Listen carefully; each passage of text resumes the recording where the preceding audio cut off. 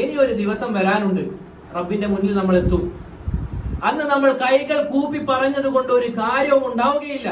എന്താണത്? ഖാല റബ്ബിർജിഊൻ, റബ്ബേ എന്നെ ദുനിയാവിലേക്ക് പിന്നെയും തിരിച്ചയക്കണമേ.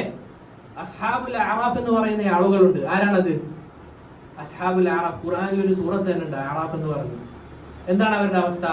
ഉലമാക്കൾ പലതും വിശദീകരിച്ചതായി കാണാം. അതിൽ ചില ഉലമാക്കൾ വിശദീകരിച്ചത് നന്മയും തിന്മയും ഒരുപോലെ ആയ ആളുകൾ, അവരാണ് അറാഫ് എന്ന് പറയുന്നത്. നിങ്ങൾ ആലോചിച്ച് നോക്ക്, നമ്മൾ അതിൽ പെട്ടാലുള്ള അവസ്ഥ ആലോചിച്ച് നോക്ക്, ശരിക്കും ചിന്തിച്ചു നോക്കണം. നമ്മൾ അവിടെ പെട്ട് കഴിഞ്ഞാൽ അവിടുന്ന് നമുക്ക് റബ്ബിനോട് ഖാല റബ്ബിർജിഊൻ എന്ന് പറഞ്ഞതുകൊണ്ട് കാര്യമുണ്ടോ? ഒരിക്കലുമില്ല. എന്താ അല്ലാഹു സുബ്ഹാനഹു വ തആലയുടെ മറുപടി? ഖാല കല്ലാ ഇന്നഹാ കലിമത്തുൻ ഹുവ ഖായിലുഹാ, തീർച്ചയായും അത് വൃഥാ പറയുന്ന വാക്കുകളാണ്. കാരണം ഒരാൾ ദുനിയാവിൽ ജീവിച്ച് മരിച്ചു കഴിഞ്ഞാൽ പിന്നീട് അയാൾക്ക് ഒരു തിരിച്ചുപോക്കില്ല. കഴിഞ്ഞു, ഖലാസ്. ദുനിയാവിൽ ജീവിച്ച് മരിച്ചു കഴിഞ്ഞാൽ തീർന്നു. എന്താണ് സഹോദരങ്ങൾ നമ്മളെ കാത്തിരിക്കുന്നത്? ഒന്നാമതായി ഖബറാണ്. എന്താണ് അവിടുത്തെ അവസ്ഥ? ആലോചിച്ച് നോക്കി. ഇവിടെ ഇപ്പൊ കറണ്ട് അങ്ങ് പോവുകയാണ്, എന്തായിരിക്കും ഇവിടുത്തെ അവസ്ഥ? ഇരുട്ടാണ്. എന്നാൽ നമുക്ക് ഭയം ഉണ്ടാവില്ല, കാരണം നമ്മൾ കുറെ ആളുകളുണ്ട്. പക്ഷേ ഖബറിൽ നമ്മൾ ഒറ്റക്കാണ്. ശരിക്കും ചിന്തിച്ചു നോക്കണം. സലഫുകളിൽ ചില ആളുകൾ അവർ ഇരുട്ടുള്ള റൂമുകളിൽ പോയി ഇരുന്നു കൊണ്ട് അങ്ങോട്ടും ഇങ്ങോട്ടും ഉറക്ക് കിട്ടാതെ നടന്ന ആളുകളുണ്ട് സലഫുകളിൽ.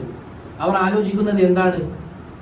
എന്തായിരിക്കും ഖബറിന്റെ അവസ്ഥ എന്നാണ് അവർ ആലോചിക്കുന്നത്. എന്തായിരിക്കും നാളെ ഞാൻ മരിച്ചു കഴിഞ്ഞാൽ ഞാൻ അഭിമുഖീകരിക്കാൻ പോകുന്ന കാര്യങ്ങൾ എന്താണ് എന്നുള്ളതാണ് അവരുടെ ചിന്ത. സലഫുകളിൽ മറ്റു ചിലർ അവരുടെ റൂമുകളിൽ ഒരു ഖബറിങ്ങനെ കുഴിക്കും, എന്നിട്ട് പറയും, അതിലേക്ക് ഇറങ്ങും, എന്നിട്ട് ഈ ആയത്ത് ഓതും, ഖാല റബ്ബിർജിഊൻ, റബ്ബേ എന്നെ മടക്കി അയക്കണമേ. എന്നിട്ട് അവർ സ്വന്തത്തോട് തന്നെ പറയുമെന്നാണ്, ഇതാ നിനക്ക് ഇപ്പോൾ സമയമുണ്ട്, നീ ചെയ്തു കൊള്ളുക. നാളെ യഥാർത്ഥത്തിൽ മരിച്ചു കഴിഞ്ഞാൽ നിനക്കൊരു തിരിച്ചു പോകില്ല, അതുകൊണ്ട് നീ ഇതാ പണിയെടുത്തുകൊള്ളുക എന്ന് പറയും. അതുകൊണ്ട് സഹോദരങ്ങളെ, നമുക്ക് കിട്ടിയ ഈ അവസരം ധാരാളം ഖബറാളികൾ കൊതിക്കുന്ന ദിവസങ്ങളാണ് നമ്മുടെ കയ്യിലുള്ളത്. ഖബറിലുള്ള ഓരോ ആളുകളും എന്റെ ഒരു തസ്ബീഹ് അല്ലെങ്കിൽ ഒരു സുന്നത്ത് നിസ്കാരം, ഒരു നോമ്പ് എനിക്ക് നോക്കാൻ പറ്റിയിരുന്നെങ്കിൽ, അതെനിക്ക് ചെയ്യാൻ സാധിച്ചിരുന്നുവെങ്കിലെന്ന് കൊതിക്കുന്ന സുവർണ ദിവസങ്ങളാണ് നമ്മുടെ കയ്യിലുള്ളത്. ഉപയോഗപ്പെടുത്തുക.